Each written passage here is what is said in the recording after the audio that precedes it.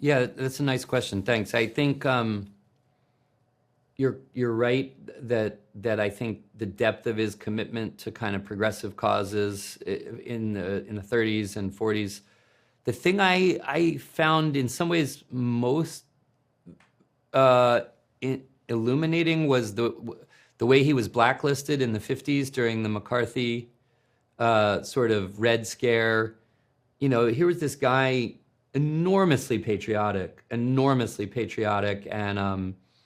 an advocate for working people, and he got totally blacklisted, and for almost a decade had his professional career almost shut down, and learning that he played in summer camps and schools and in the most humble of circumstances to keep his music alive, and kind of that when the film picks up, he was re-emerging, and a lot of the work he had done to keep folk alive was blooming through this new generation. That was really important, I think, to me, to understand how profoundly gratifying it was to him to see people like Joan Baez and then especially Bob Dylan rising to kind of take the baton and carry it to a new generation.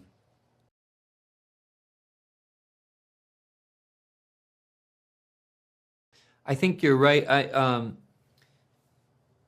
Pete Seeger actually started off working at the Smithsonian on folk music cataloging, you know, for almost like historical records. So you're very correct that he was in many ways a musical historian, and some people told me that they thought that he knew over 2,000 songs by memory.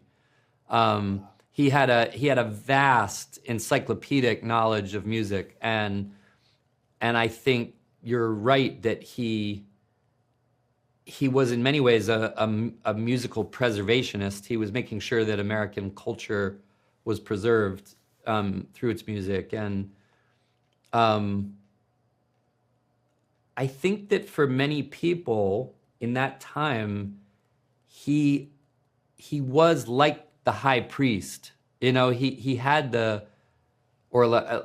he was like the high priest of folk music, and when you talk to the people of that younger generation, Dylan and Joan Baez's generation, they looked at him as kind of a spiritual figure, not a friend, but in a different way. He had an exalted position in their minds, and I think Jim captured that nicely in the film, that he was like everybody's older brother or everybody's mentor, you know?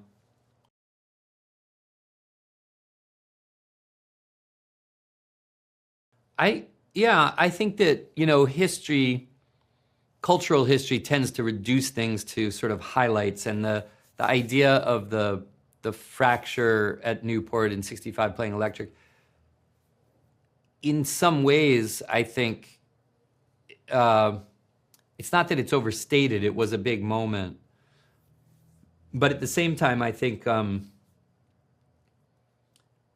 by all account, Pete Seeger really actually loved a lot of Dylan's music as he transitioned into the thing.